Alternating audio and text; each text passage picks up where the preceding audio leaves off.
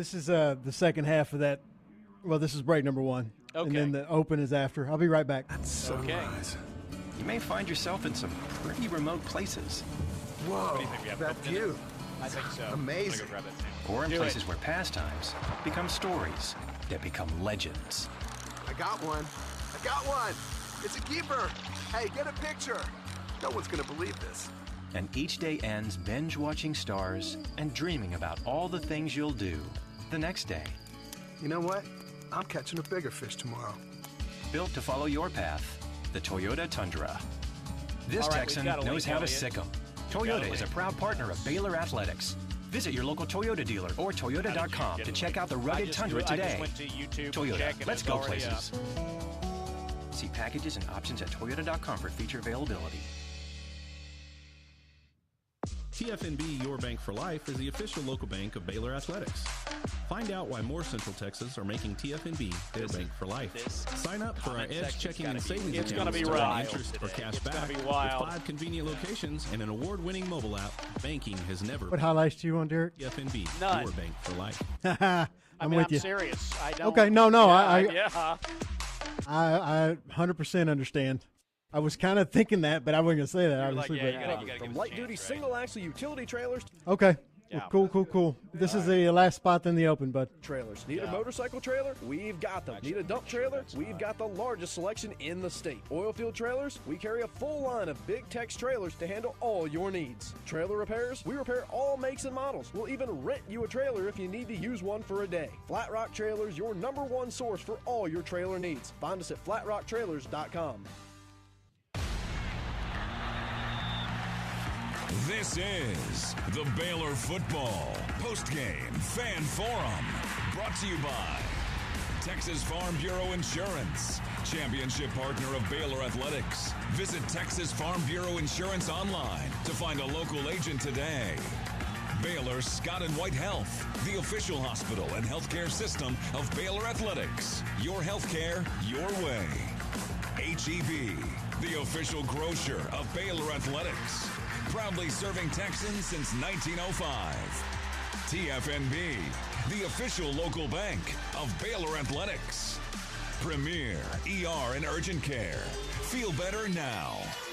Nissan, innovation for excitement. Here are your hosts, Derek Smith and Elliot Coffey.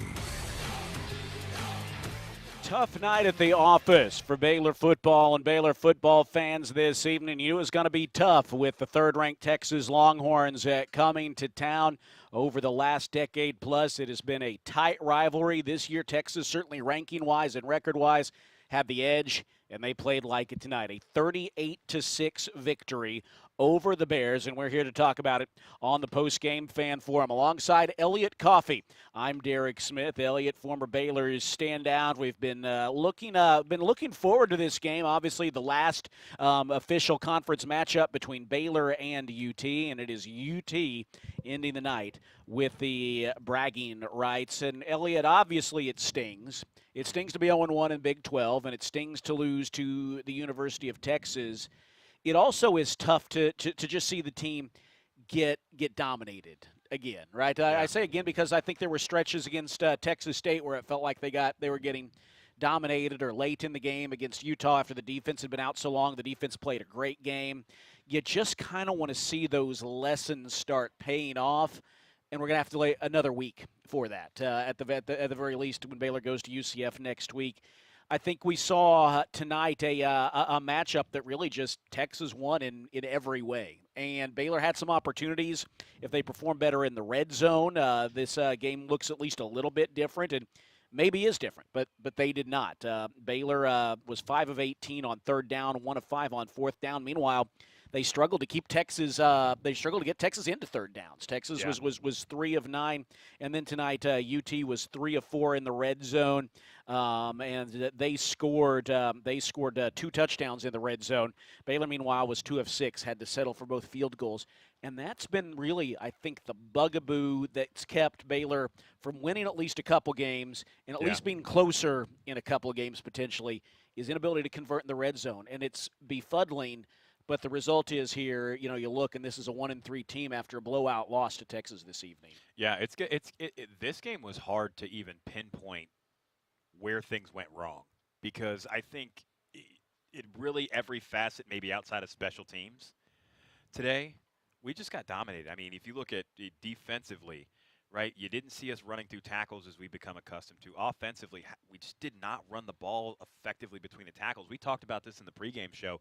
There's a couple things that we were looking for. We knew that we were going to have to lean heavily on the run because Sawyer being out there as a newer guy still learning the offense. This is a complex offense that we run.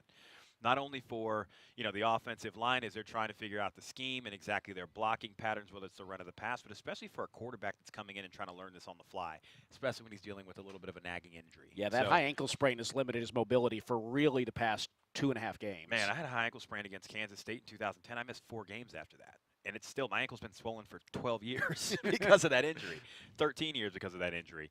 And so it's tough dealing with that injury, but it is it's tough looking at, particularly offense or defense, to really pinpoint what we're doing well, right? What is the best part of our game? What's that identity? What's that thing that we can really capture and replicate and then put out there to compete in games like this? Because the other thing that I think is really tough, and I think this is maybe the elephant in the room, is looking at Texas, is they just, similar to the way that Texas State looked like a better team when they stepped on the field with us, this Texas team looked and felt like if you look at this game in a series of one-on-ones, which it is, felt like their one-on-ones were better than our one-on-ones. In those scenarios, there were very few that looked like we were winning. And so it was a tough game. I mean, I think we had a couple things that we were monitoring, which was, hey, how do we look running the football? How do we get behind the sticks on first down? Hey, are we getting off the field on third down? Hey, what are we doing in coverage down the field? Hey, can we stop the run? There's just certain things that we were looking for, and you just didn't necessarily see really any of that go the way that we wanted it to.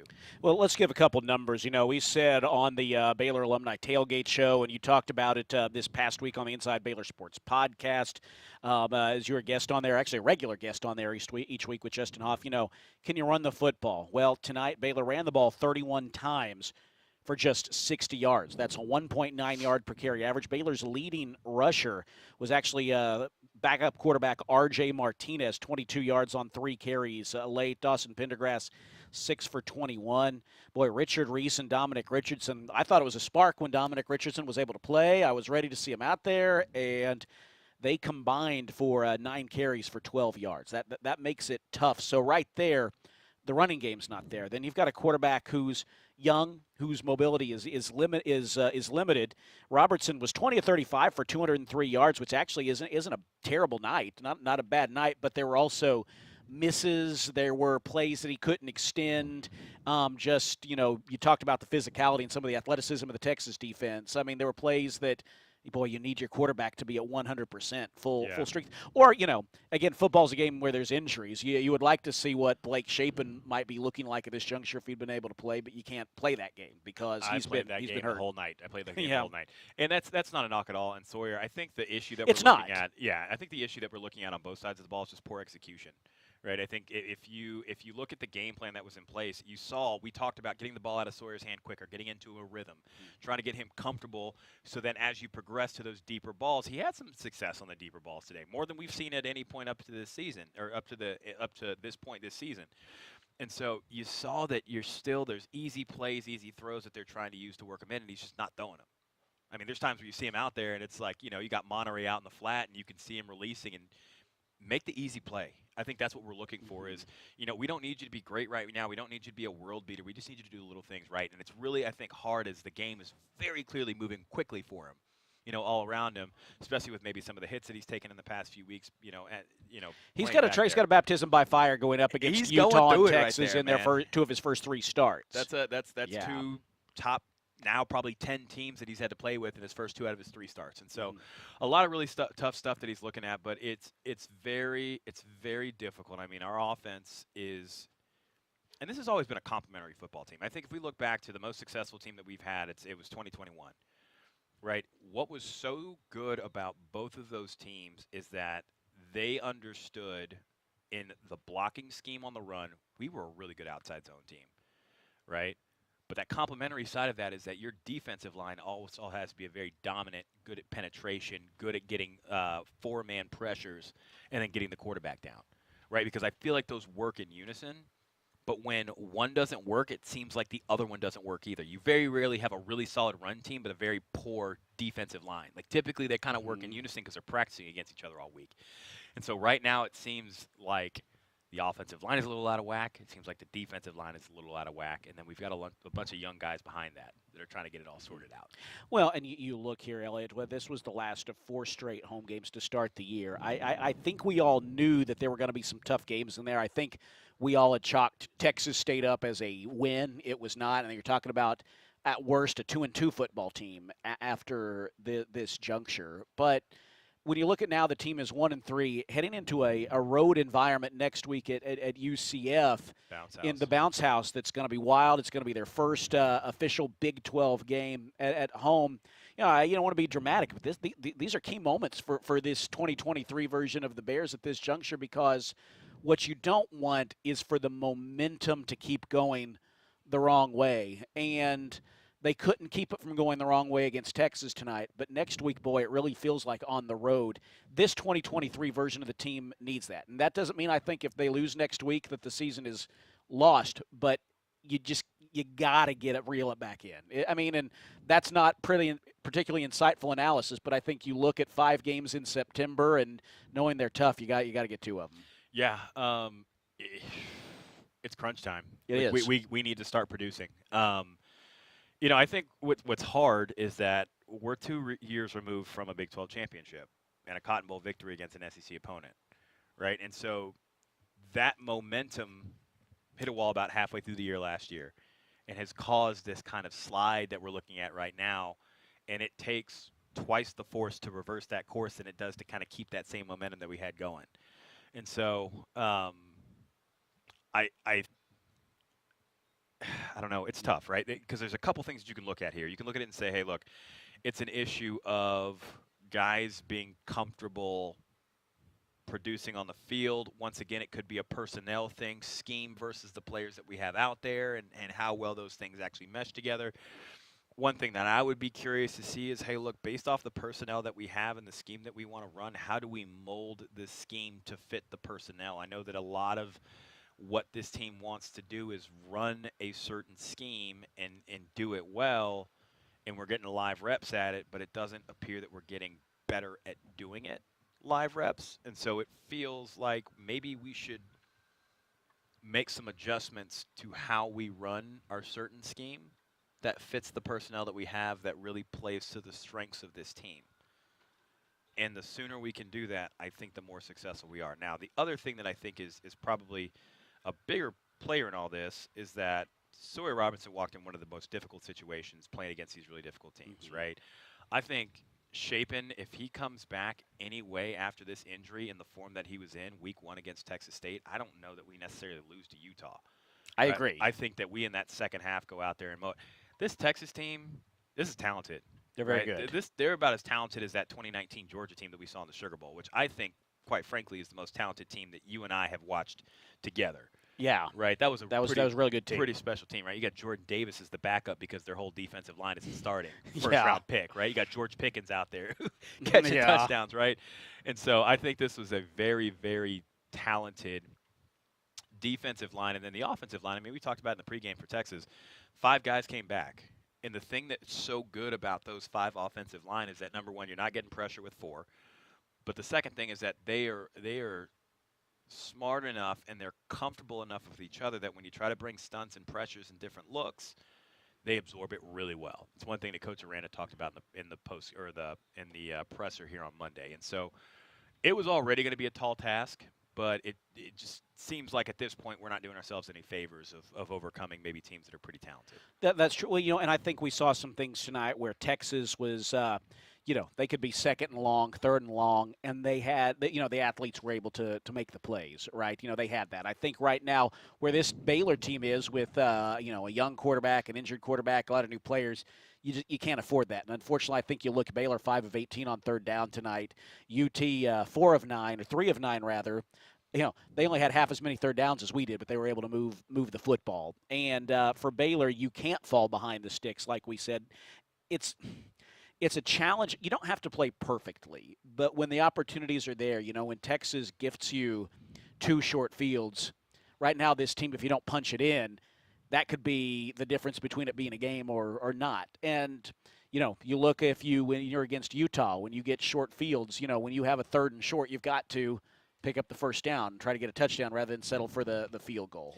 And you're hitting the nail on the head there. And there's a stat that we talked about that I think really brings this all to light. The 3 leading rushers on the day today. Do you want to go through who the 3 leading rushers were on the day today? Well, we mentioned R.J. Martinez. Number 2. Number 2 is Dawson Pendergrass, 6 for 21. Who's number 3? Jordan Neighbors, 3 for 19. So you have a backup quarterback and a wide receiver as 2 of your top 3 leading rushers on a day in which, you had your, Richard Reese was Baylor's all Big 12 performer coming into this season, and it's been tough for him to get going this year. Richardson, it's hard to know, right? I think it was a pleasant surprise that he played today, but obviously the performance wasn't there. Yeah, right. And your leading rusher had 22 yards, of which 9 came on 1 run, right? Yeah. In garbage time, which doesn't feel super great. Now, the other thing that I look at, too, and this is going to come full circle to another point that I'm going to make here, is that we averaged 1.9 yards a carry, right? Yes. Texas on the day averaged 5.1, over twice, right? Over twice what we averaged on the ground, on the run. Now, that would be fine if we're catching a ton of touchdowns. How many touchdowns do our receivers have on the season? None. It's our passing touchdowns this year. What are both to Drake Dabney? Are both to Drake Dabney, right? So we don't have any receiving touchdowns from our receivers, and we're also carrying the ball for 1.9 yards a carry. Like that, in no way, shape, or form is gonna help us win football. Like that's right. Just a tough thing. Now, once again, there's things that we're working on, whether it's the offensive line, a bunch of new bodies out there, right? Receivers, a bunch of young guys that are gonna get better. I mean, I have no doubt in my mind that they're gonna get a whole lot better. But that's a tough day, man.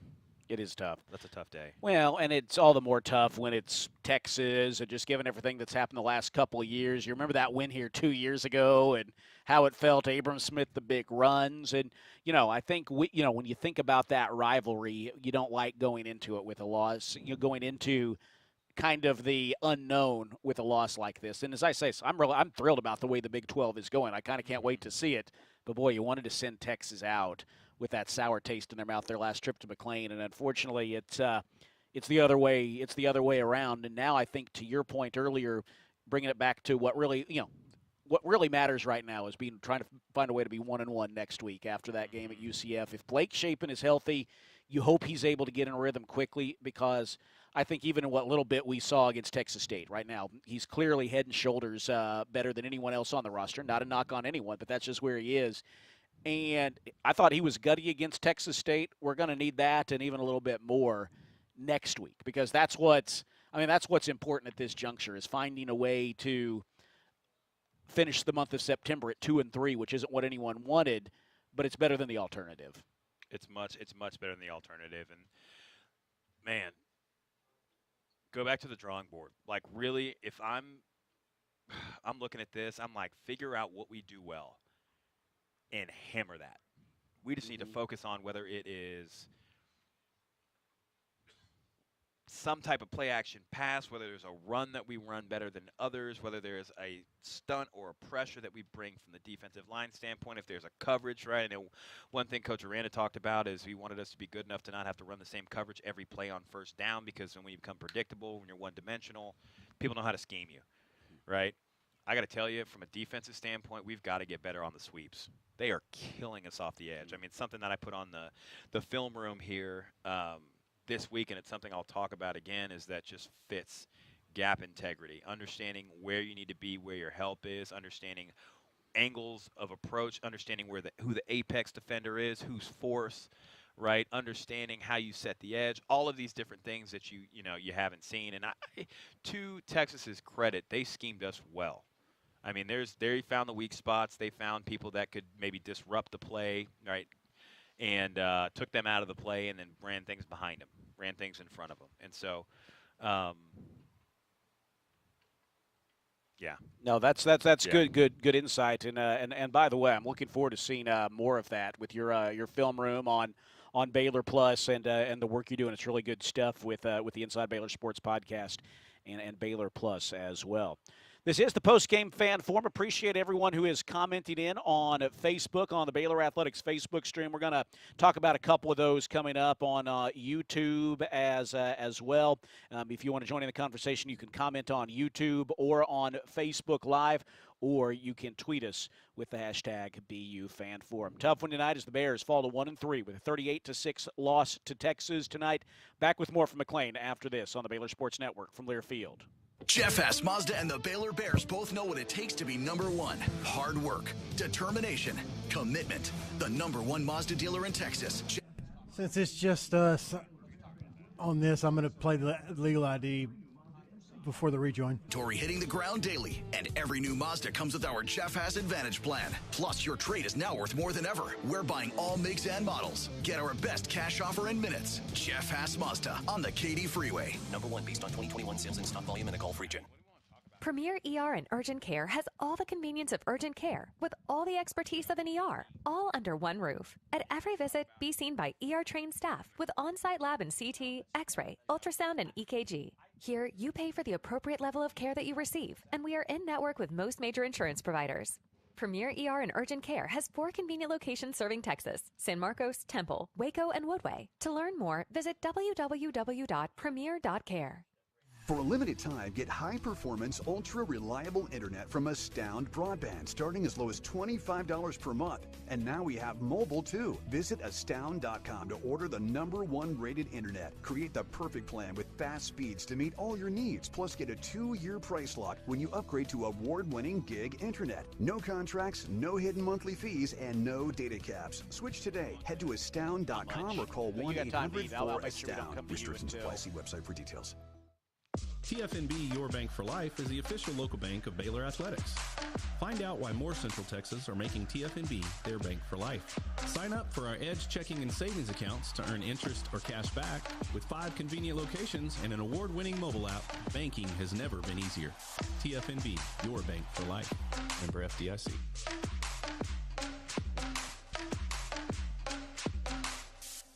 From the Allen Samuels Dodge Chrysler Jeep Ram Studios, this is KRZI Waco, K222DC Waco, K265DV Temple, ESPN Central Texas.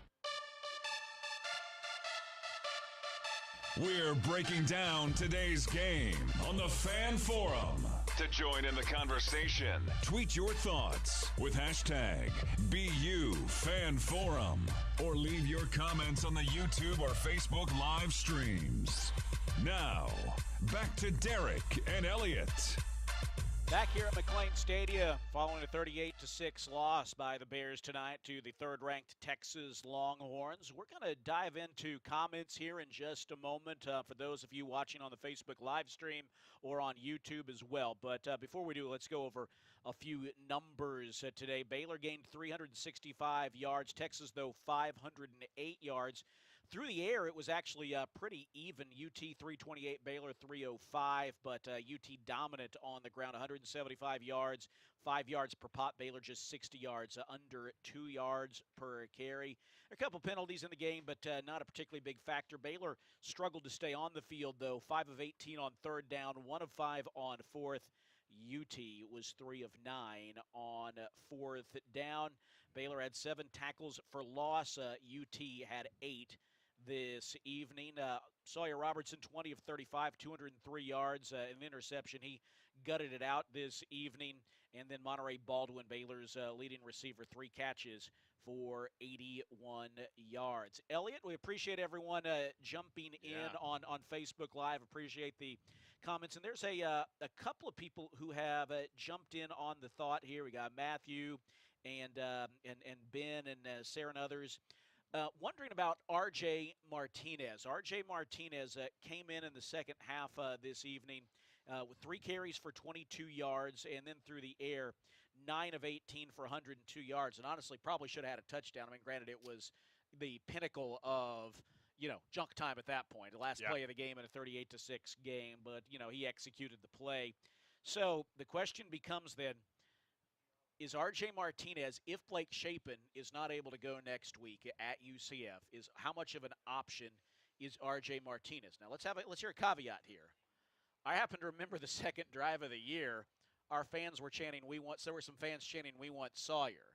And I want Sawyer down the line, and I want him to be good. But so far, we haven't seen it. We want Blake Shapen back out there. So the backup quarterback's always popular.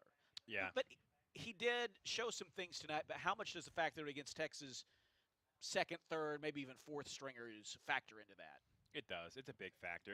Like I said, it's pretty much garbage time. Now, the thing about RJ that is intriguing to me is that played 19 games at Northern Arizona. He threw for 4,500 yards, 30 touchdowns. Numbers were good. They had a stat that he threw for 788 yards, or accounted for 788 yards and 10 touchdowns in a game in high school.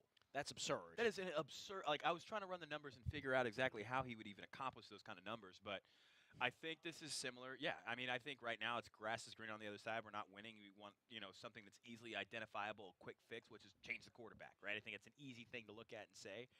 I think that we don't know that he's necessarily any better. One thing that I do know is that he has time as a starting quarterback, which may give him a little bit more authority on the field. Maybe he can command the offense a little bit better. I know that he throws a pretty catchable ball. I mean, there's some things that I've seen from him last week, especially when he stepped out there this week, that looked fairly impressive, just from a command, a pocket presence, and the ability to deliver the ball. I mean, my thing with Sawyer is that I think at some point he's going to be a dog for us. I think he is a huge get for us. I think he's incredibly talented, but I don't think he's healthy right now. And I know from somebody that played an entire football season with a broken bone in my shoulder and a torn labrum, I would have been a much better football player healthy than I was playing hurt, but I felt a responsibility to be out there on the field, and at times that probably cost us things by not being healthy. And so I think for me, if I was looking at a really healthy Sawyer and you can see what he can do with his feet when he does, slip out of the pocket, I think he adds a wrinkle to the game that's really impressive. But right now, for me, if we've got a healthy quarterback, it's not necessarily like the quarterback play right now with Sawyer still kind of nursing the ankle is so effective that us bringing in somebody like RJ, if he is healthy, doesn't make sense. I think that there's room for that as we kind of get things sorted out. We've heard some things that he's been impressive in practice. I like what you said about him having starting quarterback experience. Now, I know the Big Sky Conference is not the Big 12. We don't spend a lot of time talking about the Big Sky Conference. We don't. I mean, I know they've got Eastern Washington there, who's been a pretty good. They've made that FCS championship game a few times. Bo Levi Mitchell has won a handful of Grey Cups up in Canada, and he's an Eastern Washington guy. He is. Well, that's impressive. That's an impressive piece of information to just pull out there like that. He's a Katy football player. I gotcha. Yep. Played out there on that red field up there. But I mean, they played some good teams. I think that obviously there's a difference between Big Sky and Big 12. Yeah. But we have seen some guys step up a level. I think we're in the era now of with the transfer portal. You see guys from the equivalent of an FCS or a mid-major in basketball stepping up to that D1, that FBS or D1 level and playing well. I also think you look and say this coaching staff has felt up to this point that Sawyer Robertson gave them the best chance to win. And absolutely. What we saw Martinez was intriguing tonight, but you can't really know if it's more intriguing than what you saw. The thing that's been tough, to your point about Sawyer Robertson maybe being a dog for us down the line, obviously it's not ideal having Blake Shapen have to exit the first game of the season. Mm-hmm. So the second thing you want to see is, what can Sawyer Robertson give us? Well, then Sawyer gets hurt in his second half as a starter. And so we're 4 games into the season, and, the team's 1-3. I think everyone needs a win in the worst way. And you're not learning what Sawyer Robertson can really give you. And he's not getting to, part of it is making mistakes, right? Sometimes you want your young quarterback to make some mistakes so he learns what you can get away with this level and what you can't. And right now, probably so much of what he's doing out there is predicated on his ability to handle that on that ankle. Yeah. That we're not even really, I think, able to really get him that experience that you want him to get, at least in the manner you want him to get it. Yeah, it's tough. Like, I don't even know how much of this offense we've been able to see because of injuries, right, to the most crucial position on the offense, which is quarterback, right? I think that we probably spent all offseason, and I know that they announced that Blake was a starter early. I think it was in the summer when they announced he was a starter, right? Which means that for the entire month leading up to training camp and that first week, or that entire month in training camp leading up to the season and that first week, they weren't building that game plan for Sawyer. They were building that game plan for Blake. All of a sudden, Blake's gone. Enter Sawyer. Sawyer, what does he bring to the table? Well, maybe he doesn't have the same command throwing the ball down the field, but what does he have? His legs. What happens? They're lose not his there. legs. Yeah, so they're all not of a there. sudden, you don't have your quarterback that you built the offense for. You don't have the quarterback, or you don't have the style that you want to do with him being hurt with the his legs not being a part of it. Then all of a sudden you're scrambling, and you've got Utah coming to town, you got Texas coming to town, so you've got some really sticky stuff that you're dealing with, and all of a sudden you've got to sit there and say, hey, look, we've got this zone scheme that we want to run, we want to keep this, and then we've got issues, across the offensive line as well. And so it's just, I think it has been the perfect cocktail of everything you didn't really want to happen, and it's all dumped on us. And you've only got, you think about it, you really only have 5 days to game plan because, by the time you get everything out there, you got to install it. Then you're on the road, you're heading, you're playing in, Orlando this weekend. So you don't have a ton of time to go in there and draw up new things and make these big changes, and you certainly don't want to change too much of the offense so that when Blake gets back, he doesn't recognize it anymore. And so it's a very, very complex, difficult situation that they're in right now, and I don't envy their situation. It's tough. But I think it at the end of the day, what we look for is execution and winning. And when you're not seeing either of those, it doesn't really matter how much other stuff is going on.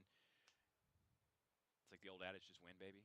Figure out how to make it work. And so, but there are a lot of things that are stacked against the team right now. Right, and this coaching staff is having to focus on things that, like you said, they didn't This expect. is hard. They keep piling up. It's almost like you spring a leak one place, you plug it, and all of a sudden there's another one, and you start running out of fingers or plugs or whatever to keep it at bay. But to your point, also, you look at this, and the program needs a win. Program needs a win, and next week they're going to go into a tough place to do that. And we got a question I want to ask.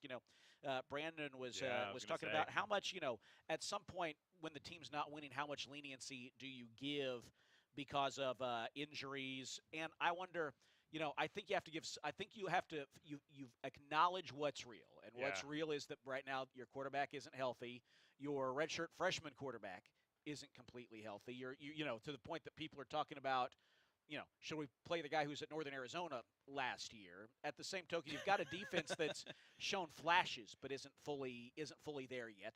They're young, and I think Texas was rolling this year. Like Quinn Ewers is clearly an improved quarterback from when we saw him last year. They won last year in spite of him, not because of him. And today, he was incredibly efficient back there. But to that point, it's a just-win league. The fans are ready for a win because the losses have been piling up. And I don't think, you go into UCF next week needing to find a way to win. And anything other than that, I think just kind of continues the general lack of momentum or almost malaise you feel around just the way people talk about things right now. And that's a tough thing. And, there's one cure for it. It's winning. And we don't have the answers up here, but you hope that these coaches and players, as they continue to work together, put it all together, because we've seen flashes, but it's time to bring it all together in one place and get a win. Yeah. I think here's my thing is that I think we kind of ran into a surprise against Texas State, dropping that game. But if you look at 2 of the 4 games that we've played to start the season have been against top 10 teams. Let's lead with that. Utah went out there and beat UCLA today. It was a 14-7 grudge match, Big Ten type football game. UCLA headed to the Big Ten. But then this is a very talented Texas team, and I think that we're really frustrated seeing this. But I think that this team can still rally and get this figured out. But I think that all of this is hypersensitive because of the losses to Texas State to start out the season. Now, if you look out at the schedule for the rest of the year, there's some soft spots in the Big 12 schedule. Trust me, we're not the only program in the country that's struggling with putting a roster together right now or having issues with injuries. There's a lot of teams, particularly in our conference, that we have a chance to go out there and get wins against. We just didn't happen to see them in the last 2 out of the last 3 weeks. We all knew that this first month of the season was tough. Yeah, we knew this was going to be tough. We looked up. Now, we didn't. The big thing is we didn't expect Texas State to happen. We beat them 42-7 last year. That was a game that we all expected to just march in there, handle business, hang 60 on them, and then go home and eat, have a good night of sleep. And so that didn't happen. All right, that didn't happen. There's still things that we're working through. But I think, once again, you've got a healthy quarterback against Texas State. We probably sneaked that game. You got a healthy quarterback against Utah. You probably sneaked that game out too. But all in all, there are things we got to work on. We've talked about that ad nauseum, that there's things that we need to work on. But until I get to see a healthy team go out there, whether it's from a running back, whether it's from an offensive line, whether it's from a quarterback position, like I'm going to reserve judgment on what the game plan was because we haven't had a chance to see it go out there and be executed yet. No, you're right, and I think the point is you really wanted that Texas State game, and you're right on that. Then you're 2-2 instead of 1-3. I think the challenge becomes we know there's some soft spots in the Big 12 schedule, but the Big 12's never easy. There's going to be a lot of close games, and the team, their margin for error, shrunk a little bit tonight. By the same token, I mean, you put a healthy Baylor team out there right now. Right now, Texas is such a good football team. You're talking about a tough game to win.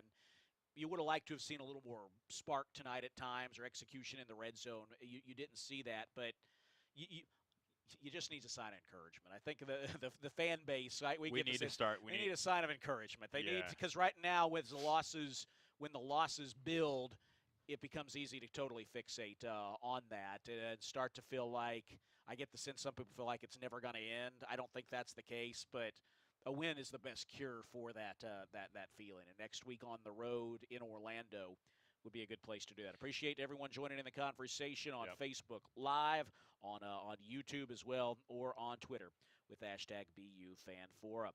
Coming up, we'll take a look around the Big 12, and then a little bit later on, Coffey is for closers. Baylor drops a tough one tonight, 38-6 to UT, and we'll be back with more after this on the Postgame Fan Forum. Texas Golf Carts has been providing sales, service, and leasing to Central Texas since 1993. Hey, Derek. Many different parts and accessories from various manufacturers and are the only authorized Yamaha and Club Car dealer in Central Texas. Visit our new location off Highway 6 in Waco or call us at 848-5991 and let us know what you are looking for, and we'll provide the expertise in meeting and achieving your desires and specifications. We are also proud supporters of the Baylor Bears. Sick 'em, Bears! No matter which road you take, the Toyota Tundra is the perfect way to navigate it.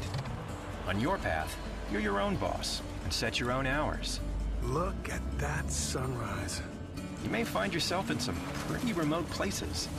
Whoa, that view. It's amazing. Or in places where pastimes become stories that become legends. I got one. It's a keeper. Hey, get a picture. No one's going to believe this. And each day ends binge-watching stars and dreaming about all the things you'll do the next day. You know what? I'm catching a bigger fish tomorrow. Built to follow your path, the Toyota Tundra. This Texan knows how to sick 'em. Toyota is a proud partner of Baylor Athletics. Visit your local Toyota dealer or Toyota.com to check out the rugged Tundra today. Toyota, let's go places. See packages and options at Toyota.com for feature availability. TFNB Your Bank for Life is the official local bank of Baylor Athletics. Find out why more Central Texas are making TFNB their bank for life. Sign up for our Edge checking and savings accounts to earn interest or cash back. With 5 convenient locations and an award-winning mobile app, banking has never been easier. TFNB Your Bank for Life. Member FDIC.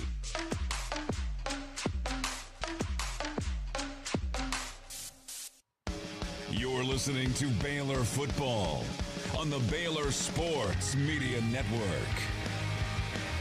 Back in McLean Stadium, where the Bears fall tonight to Texas by a score of 38-6. The Bears dropped their opening game in Big 12 play, 1-3 to start the season at a 4-game homestand. Heading on the road next week against a UCF 2:30 kickoff from Orlando. Fans, want to remind you, jump out to the Coaches Show live from Rudy's this coming Wednesday evening. This week, it will be head tennis coach Michael Woodson, men's tennis coach Michael Woodson, and head Baylor baseball coach Mitch Thompson. Looking forward to hearing from them. That's 7 to 8 at Rudy's on the Circle. If you have any questions, you can go ahead and tweet them in to @VoiceOfBears, @VoiceOfBears. First Place Foods. That's a darn good pick. By the way, it's always kind of funny. We give out John Morris's Twitter handle for these. I want someone to tweet him a question right now as he's ostensibly heading home. I want someone to tweet him a question for Wednesday right now. We read that over the PA too. It's Not quite like giving out someone's phone number, but it's always interesting. I want someone to tweet at him. It feels like an invasion of privacy in the most appropriate way possible. Yeah.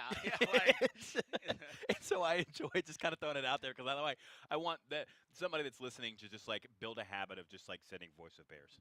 And then listen on Wednesday night and make sure he doesn't forget the question in the 96 hours between now and then. That's right. And then hop in either the Facebook or the YouTube and then send us a note to confirm that he not only saw it, but he referenced it at the coach's show. Yeah, we need to make sure. By the way, if you want to join in this conversation, you can do so on Facebook Live, on YouTube Live, or you can tweet us using the hashtag BUFanForum.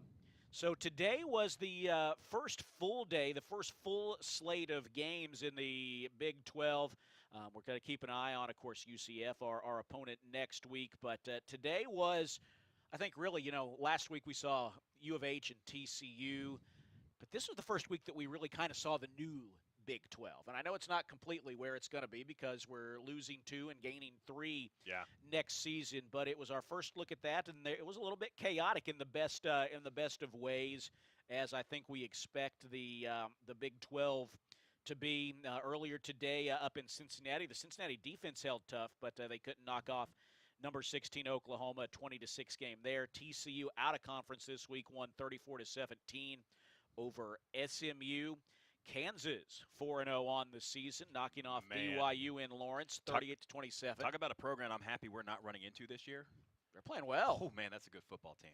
Yeah, they are. And they are continuing to build on what they did last year. And really that's good for the Big 12 when Kansas is good, when you don't have, that one school that everyone knows is a win, except for Texas in past years. They kind of ran into that. But if there's a good team, or if there's a team that you want to be playing well to go toe-to-toe with Texas, it's the Kansas Jayhawks. It's the Kansas Jayhawks. Absolutely.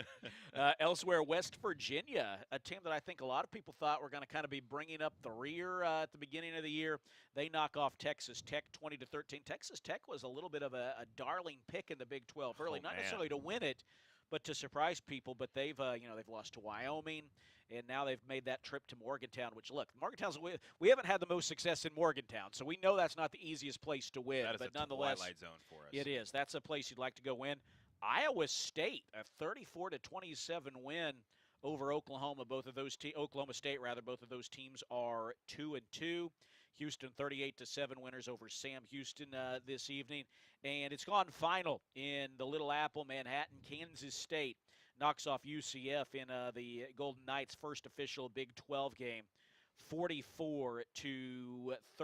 DJ Giddens running for 207 yards and 4 touchdowns for Kansas State. And I think we've looked at Kansas State. They're a great defensive team, but they are they got some good offense these last couple of years as well, and they put that together. So UCF is going to be looking to pick up their first Big 12 win next week when we play them. And look, you got two schools that are kind of wanting a healthy quarterback, right? Baylor is wanting to see health their quarterback. UCF is dealing with that as well. Timmy McClain. He was 14 of 24 for 264 yards, 3 touchdowns, and a pick. I was going to say healthy quarterbacks are a blessing right now in the Big 12 because you look at John Reese Plumlee, right, still out, but then Tyler Shough got hurt today, Tech, broken fibula, so he's out for the season. And so we're going to have back-to-back weeks where not only, and hopefully Blake is healthy, right, so we have a starting quarterback that's out there, but you're going to have backup quarterback next week on the road, and you're going to have a backup quarterback coming to town here for Tech here in a couple of years. We know what happens when they play backups or 2 or 3 quarterbacks against us. Well, right, last year, 5 interceptions in that game? 5 interceptions, 3 different quarterbacks. 3 different quarterbacks. We'll take that. Right. And you look, next week we go to UCF, hopefully get a win, come back here against Texas Tech. You want to see the energy from the crowd in that game that we saw tonight. We need to give a shout-out to the crowd this evening. Oh, man, the place was electric, man. It was most student tickets ever allotted in a game.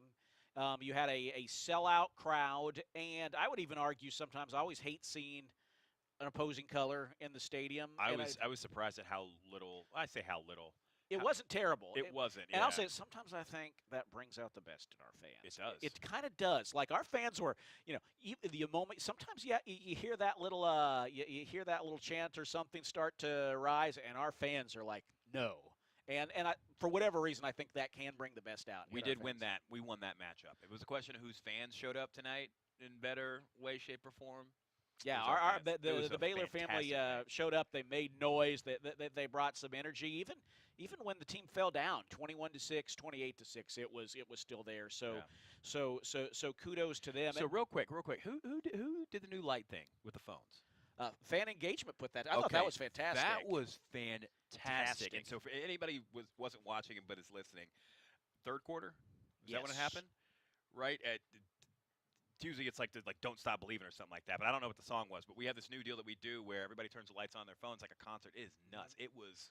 I mean, this way to the left and the right. Man. It was great. It was great. Yeah. It was great, and I could tell you this. I think that's a group in fan engagement. They're looking to put together some different things. I think we've seen some of that these last few weeks with the Baylor Bears, with the flashlights this evening. Yeah. And I'll even say this. I've heard people say there's talk about the on-field stuff. They've worked on that to make sure sometimes when, let's just say, Baylor scored a touchdown and it's loud, they'll make sure. Sometimes you can't move something, right? I mean, our sponsors pay good money, and we appreciate that money. Appreciate right? Our we appreciate that That's money. Right. It helps make Baylor better. But there's a flexibility sometimes that I think in the past maybe, and I say this knowing because I'm the one reading the announcements. Sometimes it used to be in the past, it would be like if it said that it's going to be in break 2, it's going to be in break 2. Well, now sometimes there's some flexibility to say, okay, if the stadium's buzzing, let's save that for the next one. There's some flexibility there. I think there were some cool new wrinkles that we saw and continue to make that better. And I thought the flashlight thing was really cool. Let's keep that up and do more. They continue to build that as well. But the fans, there is no substitute for when fans come in with a mindset that we're going to have an impact on the game, and I thought our fans did. Like I said, there's been a lot of games that I've seen, in my now 15 years of Baylor football games that I've been to, which is crazy. Maybe longer. I'm not doing the math tonight. That sounds about right. But there's a couple of them that I think, in my mind, I think about OU 2014. Yeah, 2013. 2013, right, was a big one. I think about Case Closed was a big one, right? I think about the OU 2019 game. Yeah. Right? I think about the TCU game your senior year. We weren't really much of anything at that right. juncture. That was before RG3 was a Heisman. Another big one. Our fans brought it that night. Exactly, right? And just games where they really brought it. And, tonight was one of those games where it's like fans were ravenous, man. Like, it wasn't just they were cheering. Like, they were cheering like it meant something to them. And it's been – they've all season been very vocal, incredibly supportive, right? Showing up with an edge to them. It's been great, and I want to maintain that through the rest of the season because the experience here, even though we haven't seen what we wanted to see on the field most of the time, it's been a spectacle to watch it. Like what's going on, and this has been a very difficult place. I know it's been a difficult place for people to play because of that, and I want to keep that same energy going. It seemed like people were having a good time, even though the game didn't play out the way we wanted it to. Yeah, and you look sometimes this team when hopefully Blake Shapen gets healthy and they're kind of clicking again. I think we all know this is going to be a team that most any game they play in they can win. Most any game they play in this Big 12 conference, the other team could win, and that's when fans have the most impact, right? I think about those teams you were a part of, Elliot, as you were kind of climbing to get to the top and get over the hump. There were a lot of games where the fans made a difference, and I think this team right now, it's that home field support is going to make a difference. So hopefully we continue to see that when the Bears are back at home in 2 weeks. It's going to be a little strange. 4 games at home to start the year. And I'll say this, I know that's not always easy for families to make that 4 weeks in a row, but a lot of people did. A lot of people stuck around, and kudos to you all who did. We're going to take a timeout, and when we come back, it is Coffee is for Closers time. We're going to take a look at the car, the steak knives, and the doghouse, and we'll be back with more after this on the Baylor Sports Network from Learfield. For a limited time, get high-performance, ultra-reliable internet from Baylor Astound Sports Network Broadband, from starting as low as $25 per month. I did. I know. Hey, it's the first time all year. I would have said it 10 times by now. Internet. Create the perfect plan with fast speeds to meet all your needs. Plus, get a 2-year price lock when you upgrade. John did once too. Gig internet, no contracts, no hidden monthly fees, and no data caps. Switch today. Head to astound.com or call 1-800-4ASTOUND. Restrictions apply. See website for details. Kids can now join the Baylor Cup Club, the official kids club of Baylor Athletics. Fans 12 and under can register for the low cost of $25 and gain exclusive benefits and access to Baylor Athletics events. Members receive free admission to select events, exclusive giveaway access, and their own membership package. To register your cub, please visit BaylorBears.com/Cub Club. Sign your cub up today and sick 'em Bears. At Allen Samuels in Waco, we've got amazing deals that make you ask, why shop anywhere else? During Ram Power Days, get a new 2023 1500 Lone Star 4x4 Crew Cab, $11,000 off MSRP, or 2.9% for 72 months. Or choose a new 2023 1500 Laramie 4x4 Crew Cab, $12,500 off MSRP, or 2.9% for 72 months. That's right, we're making big deals, so hurry in today. Allen Samuels in Waco, the place to shop Ram trucks. Hi, this is John Morris for Green Eye Associates. Let Green Eye Associates, Doctors Leanne Green and Avery Platt help you see Waco clearly. Their experienced team enjoys making your eye exam fun, easy, and accurate, providing trustworthy and honest communication about your eyes and eyewear. Visit them on Lake Air Drive or at greeneyeassociates.com to see their services and a wide selection of eyewear made on-site by experts. Green Eye Associates, official optometrist of Baylor Athletics. It's time for Coffee is for Closers. The car, the steak knives, the doghouse. Tweet your winners with hashtag BUFanForum or comment on YouTube or Facebook Live. I don't know why you laughed. I don't know why I'm laughing, Elliot. I think I was the music when we came back from break, where you hear that kind of punchy wail in the background. Yeah. I think it kind of caught my attention, and it hasn't so far at this point. I'm still just I'm still reeling a little bit from throwing the wrong outro to break last time on the Baylor Sports Media Network. I can be a creature of habit sometimes, but yeah, it's funny. Somebody, I don't know. Been a lot of iterations of this. That's true. And there's always a mistake somewhere, but we're the Baylor Sports Media Network and proud to be, and very proud. Looking forward to building that a little bit further. But I messed up. I thought it would happen at some point, and it did this evening. Time now for Coffee is for Closers. By the way, shout out to everyone watching in on Facebook Live and on the YouTube stream as well. We appreciate you guys. If you want to tweet in your Coffee is for Closers picks, you can do so. Tweet us, comment in there. We would love to hear your thoughts. So we talk about the car.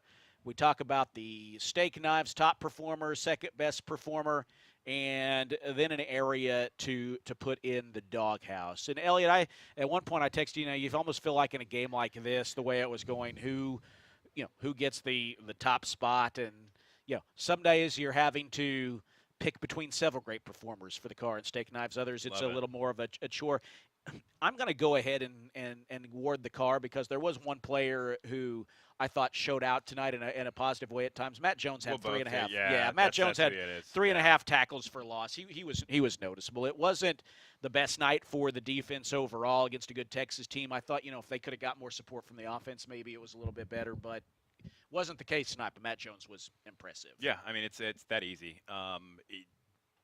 Offensively, there wasn't really much output. Defensively, when you spend a lot of time on the field and you don't convert in the red zone offensively, it just puts extra stress on the defense. And Matt Jones is the guy that I've called out as, hey, you need to be a staple of this defense. And going out there, making big plays. I know things didn't play out the way he wanted to, but a couple sacks on the night too. And so big night for him. Hopefully we can see that maybe in games where we're competing more to win it than, ones like this. But, yeah, for that reason I'll give him the El Dorado. The El Dorado. Yeah. Now the steak knives. I had someone very clearly that I thought I was going to give the steak We're going knives to say to. the same We're going to person, say so the I'll same let you guy. take it. And I think this is a first in the history of the Fan Forum in that the long snapper has been awarded steak knives, but Garrison Grimes had not one but 2 fumble recoveries on the evening. Muffed punt recoveries, right? I think that's technically not a fumble, but they were muffed punts, and he recovered them both. And that, it's a fumble recovery. It's just, the different rules on what you can do with it afterwards. But he recovered them both. Very impressive. A great hustle. And, Baylor scores 7 off of one or both of those. I think that they stand out even more. And again, unfortunately, that's where Baylor needs to get as we talk about the season going where we want it to be. They're going to have to punch it in when they have those opportunities. They couldn't tonight, but not for lack of effort on the part of Garrison Grimes. You think about that. Long snap. I've never long snapped, Elliot, but I've talked to people who have, and it sounds kind of stressful. Because it's a job that you do it right a million times, but you do it wrong once. Everyone only remembers the one time. You've got to get it within, about a 1/10 of a second window. Oh, and then, by the way, you got to run down the field through the entire rest of the special teams unit, try to make a play, and Garrison Grimes did just that tonight. How many? So John Weeks and I played together. Yes. Baylor has a little bit of a long snapper U thing going on with him, with Justin Snow. And Ross Matisse. Yep. And so I wonder, he has been in the league. I mean, he's the 9th oldest person in the league right now. I wonder how many tackles he's got in his career. That's a great question. Because you typically, to your point about doing it right 1,000 times and not making a mistake, he's played in 211 games. He has 32 total tackles. You don't know how many fumble recoveries he has? One. Wow. 1 in 13 seasons. So, and he's considered one of the best. He is one of the best, right? Pro Bowler in 2015. So there you go. Which, by the way, you can have a pretty nice career if you can get good at long snapping in the NFL. I tried a long snap, and then I tore my shoulder up again. Oh, that stinks. It's tough. But that was after you're done here? That's after I was done here. That's after I was done in Houston. And so, yep. But it's, if you get it right, it's a gravy train. And he made 2 plays downfield tonight that gave his team opportunities to score. And, in fact, Baylor did score a field goal off of one of those. So, They did. Yeah, so shout out to Garrison Grimes. And Elliot, so now the doghouse, after a night like this, I think there's a lot of different directions that we could go. Where would you boil down? Let's pick the area that tonight was not great, but if it's good next week, you think that's the leverage area to find a way to win on the road? Passing game? That's what I was going to go. And for me, I was going to say I think protecting the quarterback and giving running backs enough room to make a difference. Again, the team doesn't have to average 6 yards a pop, but you have to be able to respect the running game. I will let you guys take that wherever you want to go the passing game. Yes. Well, it's funny. I was going to go the offensive line for both the running and passing game. Because your point, yeah. But they play together. It all takes off, and so it's protection, it's decision making, it's route running, it's creating set. Because the other thing too about some of these plays is that there were wide open receivers that we missed, but there was a lot of times where there's just no separation. And when you run out there and you see enough plays where there's no separation, then when you do see separation, you kind of don't know what to do. Right, and so you are what you repeatedly do, and if you repeatedly don't create separation, when you get that separation, they're not expecting it. And so, passing game. Passing game is something that, for now, 3 weeks has been anemic at best. We need that thing to pick up, because we know that people are going to load the box, they're going to bring a ton of pressure, and if we don't keep them honest by throwing the ball over their head, they're going to keep doing it, and there's nothing we can do to stop it. Yeah, and I think we've talked kind of ad nauseum tonight about the reasons, the factors that have played into that, but somewhere it's got to get better. Yeah. I mean, I know they want to, I know the fans want to, I know we want them to, but it's just got to get that execution on the field to make it happen. Mm-hmm. Well, that is Coffey is for closers. We'll take a timeout in our final segment.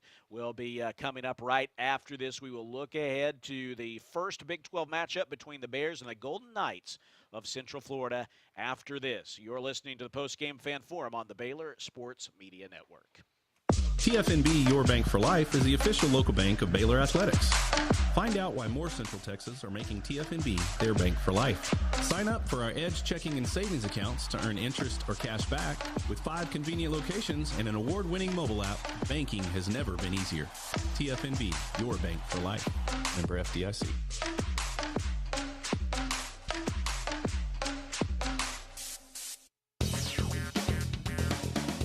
Are you a proud Baylor fan? Do you love prizes? The Baylor Sports app allows fans to track their attendance across athletic events and earn rewards. Baylor Yes. What's up, man? for the most loyal fans. So register online today at BaylorBoldRewards.com or download the Baylor Sports app straight to your Okay. This year are better than ever, so start earning your points today. And sick 'em Bears. Correct. You're okay. Yeah, you went silent. Okay, perfect. No matter which road you take, a Tundra is the perfect way to navigate it. On your path, you're your own boss and set your own hours. Look at that sunrise. You may find yourself in some pretty remote places. Whoa, that view. It's amazing. Or in places where pastimes become stories that become legends. I got one. I got one. It's a keeper. Hey, get a picture. No one's going to believe this. And each day ends binge-watching stars and dreaming about all the things you'll do the next day. You know what? I'm catching a bigger fish tomorrow. Built to follow your path, the Toyota Tundra. This Texan knows how to sick 'em. Toyota is a proud partner of Baylor Athletics. Visit your local Toyota dealer or Toyota.com to check out the rugged Tundra today. Toyota, let's go places. See packages and options at Toyota.com for feature availability. You're listening to Baylor Football on the Baylor Sports Media Network. Well, Elliot, for when every door closes, another door opens as we head into our final segment. We are saying goodbye to some longtime Big 12 rivals, but we are welcoming in some new ones. We wanted to send one of them out with a loss today, but that did not happen. Baylor falls to UT by a score of 38-6. So now it's the Golden Knights of UCF. You were recruited by them. By the way, you looked at them. I did, yeah. It was my final decision on where I was going to go to school was between Baylor and UCF. Those were the only 2 visits that I took. And so that was a wild ride. Glad you came here. Orlando was a wild place, man. That was from a little suburban boy from Sugar Land, Texas. UCF in Orlando was not it was not the right decision for me, man. Fair enough. And well, we're glad you came here. That's a party school. It was a party school. Yeah. That was pretty conservative parents that I grew up in that house. It was taken. It's funny. I went on that visit, and it was me and Daryl Green's son, Jared, who kind of similar upbringing type situation, and we went there, and that was Brandon Marshall before Brandon Marshall was medicated. Sure. We were on that visit, and a lot of things happened in a pretty 36-hour period that made it pretty apparent to us that even though the UCF program was on the up and up and it had a good opportunity for us, we were not going to school there. Fair enough. He ended up at UCF or at UVA, and I ended up here at Baylor. Well, so. and we're glad that you did. But one thing that stuck around, and I mean, not to go overboard, like it's a bit of a rowdy school. Their football stadium is nicknamed the Bounce House because they bounce around, and they're going to be excited next week. They are going to bring the energy. I think we've seen cases before. Teams just that first Big 12 game, they have a lot of added energy that you can't just manufacture. So for the Bears, I think all these things we've talked about, you want them to click because they're going to have to ride, I think. They're going to have to weather a little bit of an early storm from UCF. And what you don't want there is for that crowd in the bounce house you want to be crying in the club a little bit late in the game, right? You don't want them to be, fired up at the beginning of the game, and then their team's playing well, and by the third quarter, they're just wilding out there, right? Yeah. You want to take the energy out of that building because that's one place that brings an inordinate amount of energy from everything we've heard kind of from the get-go. So it's going to be a good test for the Bears in their first road game of the year. Dude, UCF likes a party, man. That is going to be one of the most unique atmospheres that we're going to go into. They're honoring that 2013 UCF team that actually beat us in the Fiesta Bowl. And Great. so like Bortles is going to be there, probably singing the national anthem or something like that. And so ripping a heater down on the sideline, talking about construction. That's what he likes to talk about, yep. But yeah, it's going to be a crazy atmosphere. It's hot down there just like it's hot down here. It's a different kind of hot. It's that Florida muggy, nasty kind of hot. And they're going to be pumped up to bring a Big 12 team into play. And so who knows? Derek, maybe we are going to be a better team on the road than we are at home. Maybe that was the trip, right? But with all the issues that we had, operationally with false starts and stuff like that, hopefully we got that out of our system early because it's going to be loud in there. And the place is built. It's not like McLean. It's built out of concrete and reinforced steel. It's built out of aluminum, or like this little bouncy seats. That's why when you jump in it, the stadium actually moves. You go to when you go to a high school game, a big high school game, and the fans are stomping on those aluminum bleachers. Exactly, you get a little of that effect. Exactly what it's like. It's called a bounce house because it actually bounces, and so the place will literally be rocking. And you get there. And by the way, I'll say I think like a lot of the schools we brought in, they're an interesting addition to the Big 12 and really a great addition. I think if they were a stock, you would want to buy them in a lot of ways because of the fundamentals working in their favor. A huge student base, a young alumni. 70,000. I mean, they're the second or third largest school by enrollment in the country. If they get Arizona State, A&M, and then they're right up there. Right in the mix. there. And so. And they got a young alumni base, and I just think they're in Orlando, they're in Florida, a fast-growing state, much like Texas. So you've got a lot of fundamentals that work in their favor and make it interesting. And I think a fun rivalry as time goes on.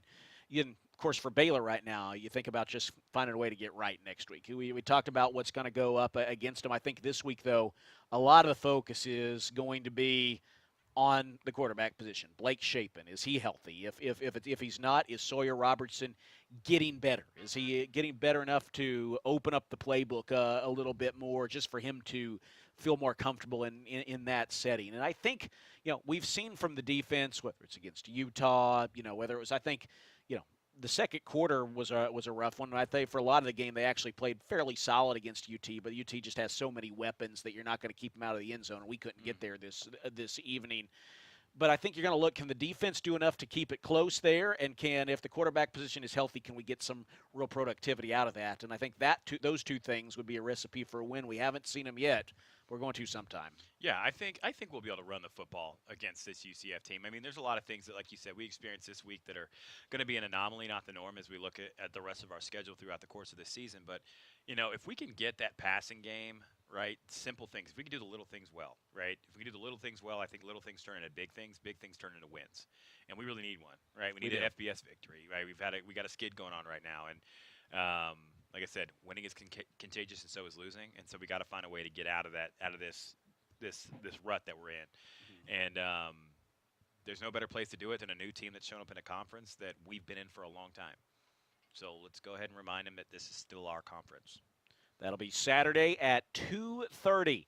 Nationally televised game. We will be on the air on the Baylor Alumni Tailgate Show at 12:30.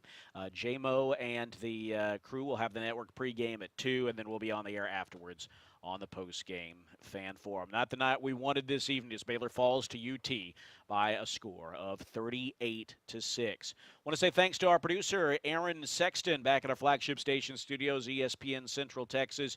Also to our on-site engineer, Bob Baker, and the entire crew here at Playfly and the Baylor Sports Media Network. Appreciate all that they have done throughout the week. Yep, I said it wrong once, but not this time. We appreciate them and look forward to that road matchup next week. Look forward to talking to you. Have a good week, and we'll talk next week, hopefully after that first Big 12 win of the season for this club. Go get a win in Orlando, baby. Sounds good. UCF next week. We will talk to you then. For now, we say good night from McLean. All right, guys. We'll holler at y'all later. Has been live coverage. See ya. Thanks, guys. Take care. Ball on the Baylor Sports Media Network. Today's game has been brought